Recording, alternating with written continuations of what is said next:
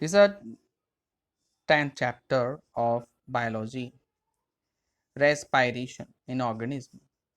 All organisms in the vast universe are made up of tiny structural and a functional unit called cell. पूरा के पूरे जितने भी organism है दुनिया में इन द वास्ट यूनिवर्स ये पूरे विश्व के अंदर पाए जाते हैं made up of the tiny structure of the functional unit called the cell. पूरा विश्व जो है छोटी सी सेल से मिलकर बना हुआ है, छोटा सा स्ट्रक्चर सेल कहते हैं, which perform certain essential function necessary for the sustaining life like the nutrition.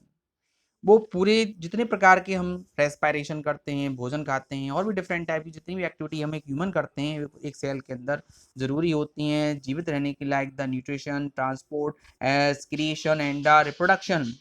पोषण, ट्रांसपोर्ट, एक्सक्रीशन करना, उत्सर्जन करना, रिप्रोडक्शन करना, ये सभी सेल्स के अंदर होता है। But to perform any these function the cell required energy. इन सभी कार्यों करने के लिए सेल को एनर्जी की आवश्यकता होती है। This energy drive by the break down of the food. ये एनर्जी हमारे पास भोजन के तोड़ने से प्राप्त होती है। The food consume by us in the carbon dioxide with water. जब हम खाना खाते हैं तो हमें कार्बन डाइऑक्साइड बाहर निकलती है and water and energy release होती है। The process known as the respiration. इस पूरी प्रक्रिया को हम रेस्पायरेशन कहते हैं। The food has energy stored in it and is release during the respiration. भोजन के अंदर पहले से ऊर्जा होती है जो इकट्ठी रहती है, बाद में जब हम इसका प्रयोग करते हैं तो ये हमारे शरीर में प्राप्त हो जाती है।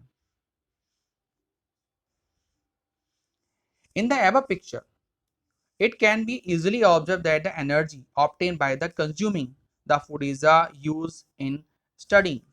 ऊपर वाले पिक्चर में हमने देखा कि किस तरह से भोजन प्राप्त करके हम ऊर्जा को प्राप्त कर सकते हैं, उसके बारे में हम पढ़ेंगे। Respiration is a biochemical process. Bio respiration क्या है? बायोकेमिकल प्रोसेस है of the glucose in the presence of oxygen resulting in the release of carbon dioxide. जब हम ऑक्सीजन लेते हैं उस समय जो ग्लूकोज होता है presence of oxygen resulting in the release of carbon dioxide water and ATP. तो उसमें से ऊर्जा निकलती है और उस ऊर्जा के साथ साथ कार्बन डाइऑक्साइड गैस निकलती है, वाटर निकलता है और उसमें जो ऊर्जा होती है वो एटीपी के रूप में निकलती है। एटीपी की फुल फॉर्म होती है adenosine triphosphate, also known as the energy currency in cell. इसको हम करेंसी ऑफ सेल के नाम से जानते हैं। अब बात करते हैं नेक्स्ट सेलुलर रेस्पायरेशन। जैसे वर्ड है सेलुलर, मतलब सेल के अंदर रेस्पायरेशन कैसे होता है? Cellular respiration refer to a process of break down of food in a cell. Cellular respiration का मतलब है कि इस प्रक्रिया के अंदर फूड जो है वो एक सेल के अंदर ब्रेक डाउन होता है in the cell with the release of energy.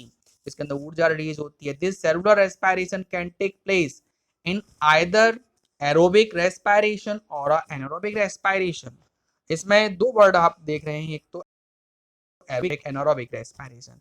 Anaerobic respiration जो होता है वो वायु यानी ऑक्सीजन की उपस्थिति में होता है और एनारोबिक रेस्पिरेशन जो होता है वो ऑक्सीजन की अनुपस्थिति में होता है।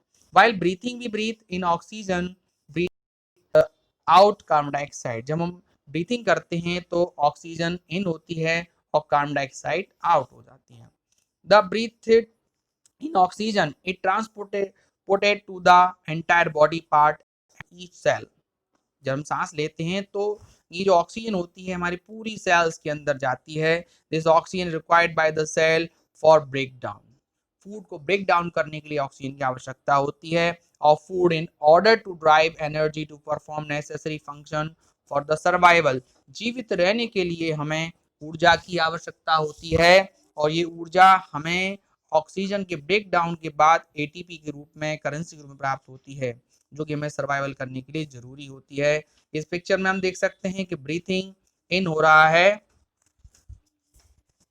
Transportation of air through out of the body. पूरी बॉडी में आप देख सकते हैं किस प्रकार से रेस्पायरेशन हो रहा है। हम नेक्स्ट टॉपिक में type of the respiration. Respiration कितने प्रकार के होते हैं? Respiration can be broadly categorize into two type. इनको दो भागों में बांटा गया है।